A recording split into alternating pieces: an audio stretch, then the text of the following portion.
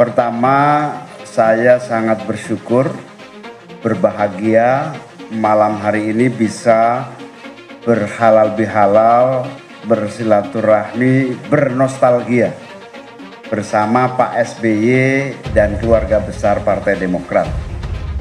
Bernostalgia karena saya selama 5 tahun, 2009-2014, bersama-sama di Kabinet Indonesia Bersatu Jilid 2 sebagai Menteri Tenaga Kerja dan Transmigrasi. Banyak sekali pelajaran selama 5 tahun bersama Pak SBY dan tadi sempat bernostalgia suka duka di dalam pemerintahan dan perjuangan pembangunan kabinet.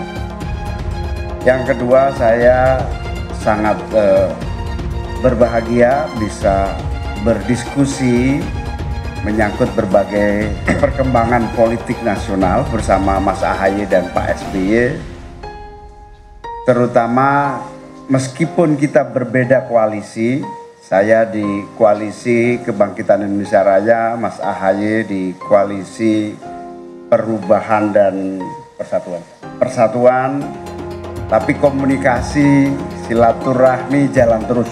Bagi saya, perbedaan koalisi, perbedaan politik itu harus tidak kemudian menjadi kita renggang dalam silaturahmi. Komunikasi, silaturahim harus terus dibangun. Apalagi saya pernah menjadi menterinya Pak SBY, tentu komunikasi menjadi sangat penting untuk mengokohkan solidaritas dan silaturahmi itu. Sehingga diskusi kita berkembang menyangkut berbagai tantangan pembangunan, termasuk persiapan-persiapan yang kita lakukan masing-masing partai menghadapi pemilu tahun 2024. Dalam hal ini ada banyak kesamaan, misalnya kita berharap pemilu ini berjalan lancar, demokratis, terbuka, tidak ada kecurangan, langsung umum bebas kepada seluruh masyarakat untuk melaksanakan hak politiknya. Yang kedua, kita juga bersepakat bahwa pada dasarnya perbedaan koalisi, perbedaan pilihan di dalam partai maupun kepemimpinan nasional adalah bagian dari upaya mengokohkan dan menguatkan demokrasi kita.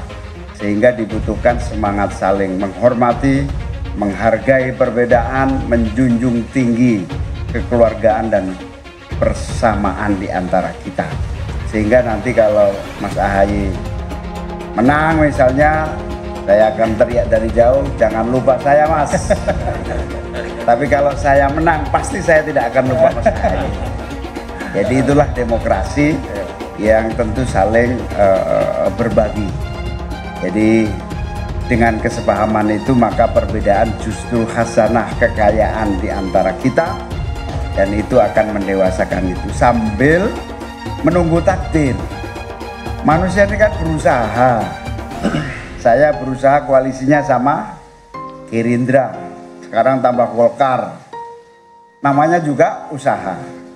Nah, soal takdir janur melengkungnya apa nanti nggak ketemu Demokrat belum tentu.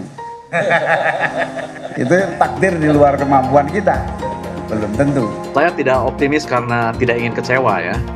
Mengapa begitu? Karena dari sisi diksi pun Golkar dan PKB mengklaim sebagai core itu agak rancu. Kenapa? Karena yang sudah menjadi core itu kan PKB dengan Gerindra, itu yang pertama.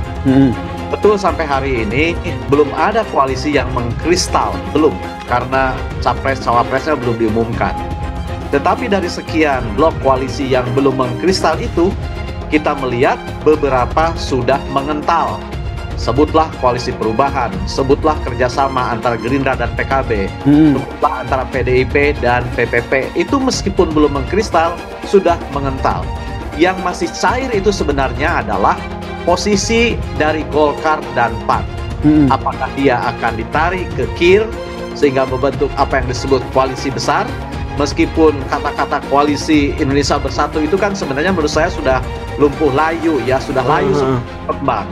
Karena P3 sudah keluar. Jadi secara de facto KIB menurut saya sudah tidak ada, karena ia hanya merupakan sebuah dari federasi menjadi hanya sebuah forum silaturahmi saja, bukan sebuah poros kekuatan. Terungkap tujuan Golkar sambangi Cikias usai Caimin datang. Musuh Anies adalah raksasa kejahatan. Dikutip dari News Jakarta, politikus Partai Umat Helmi Felis menyoroti kedatangan Ketua Umum Partai Golkar Airlangga Hartarto ke Cikias beberapa waktu lalu. Menurut Helmi, kedatangan petinggi Partai Golkar itu justru bertujuan untuk menarik Partai Demokrat keluar dari koalisi perubahan untuk persatuan yang mengusung Anies Baswedan. Pasalnya, kebanyakan orang justru berspekulasi bahwa Partai Golkar lah yang tampaknya akan bergabung ke koalisi pengusung Anies Baswedan itu. Sejak didatangi Golkar, saya sudah bilang Demokrat ditarget untuk tarik keluar. Yang lain justru mengatakan Golkar mau gabung, ujar Helmi dikutip dari Twitter pribadinya pada Kamis 4 Mei 2023. Loyalis Anies Baswedan ini kemudian mengatakan bahwa musuh Anies adalah raksasa kejahatan dan hal itu adalah penghinaan seandainya Partai Demokrat menyadarinya. Musuh Anies adalah raksasa kejahatan dan itu adalah sebuah penghinaan bagi partai besar yang pernah berkuasa 2 periode. Semoga Demokrat sadari, ujar Helmi. Untuk diketahui, Ketua Umum Partai Golkar Airlangga Hartarto sambangi Cikias pada Sabtu malam 29 April 2023 dan disambut oleh Susilo Bambang Yudhoyono SBY, Agus Harimurti Yudhoyono AHY dan Edi Baskoro Yudhoyono atau IBAS. Sementara itu, baru-baru ini Ketua Umum Partai Kebangkitan Bangsa PKB Muhaimin Iskandar atau Caimin juga menyambangi Cikias tepatnya pada Rabu 2 Mei 2023. Dalam sambutannya usai pertemuan tersebut, Caimin menggoda apakah AHY sudah dipinang atau belum.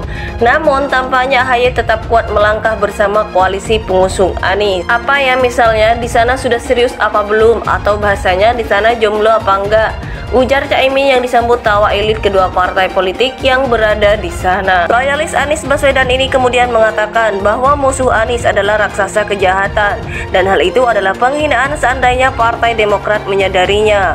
Musuh Anies adalah raksasa kejahatan dan itu adalah sebuah penghinaan bagi partai besar yang pernah berkuasa 2 periode. Semoga Demokrat sadari, ujar Helmi. Untuk diketahui, Ketua Umum Partai Golkar Airlangga Hartarto sambangi Cikias pada Sabtu malam 29 April 2023 dan disambut oleh Susilo Bambang Yudhoyono SBY, Agus Harimurti Yudhoyono AHY dan Edi Baskoro Yudhoyono atau IBAS. Sementara itu, baru-baru ini Ketua Umum Partai Kebangkitan Bangsa PKB Muhaimin Iskandar atau Caimin juga menyambangi Cikias. Dalam sambutannya usai pertemuan tersebut, Caimin menggoda apakah AHY sudah dipinang atau belum. Namun tampaknya AHY tetap kuat melangkah bersama koalisi pengusung Anies.